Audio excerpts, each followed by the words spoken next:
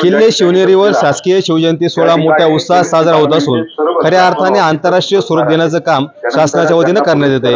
आपण पाहू शकतो की माझ्या मागे या ठिकाणी शिवजन्मोत्सव स्थळ जे काय ते आकर्षक फुलांच्या सजावटीने सजवण्यात आलेलं आहे। त्याच पद्धतीने या वर्षी शासनाकडून सुयोग्य असं नियोजन आपण या ठिकाणी करण्यात आलेलं आहे।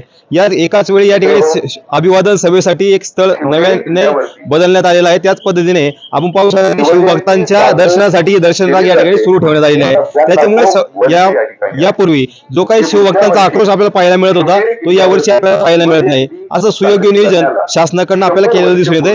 त्याच पद्धतीने थोड्याच वेळात या ठिकाणी राज्याचे मुख्यमंत्री एकनाथ शिंदे, त्याचप्रमाणे उपमुख्यमंत्री अजित पवार, उपमुख्यमंत्री देवेंद्र फडणवीस यांच्या प्रमुख उपस्थितीत खऱ्या अर्थाने या ठिकाणी शिवजयंती सोहळा मोठ्या उत्साहात साजरा होणार आहे। त्याचबरोबर खऱ्या अर्थाने मराठा समाजाचं लक्ष या शिवजयंती सोहळ्याकडे लागलेलं आहे की शिवजन्मभूमीतून छत्रपतींचं दर्शन घेऊन राज्याचे मुख्यमंत्री एकनाथ शिंदे काय घोषणा करतात याकडे राज्याच्या सर्व समाजाचं, मराठा समाजाचं विशेषतः लक्ष या ठिकाणी लागलेला आहे। त्याच्यामुळे या शिवजयंती सोहळ्यात मुख्यमंत्री एकनाथ शिंदे काय घोषणा करतात ही आपल्याला थोड्याच वेळात त्यांची भूमिका या ठिकाणी कळणार आहे। सजग टाइम्स साठी अशफाक पटेल, किल्ले शिवनेरी, जुन्नर।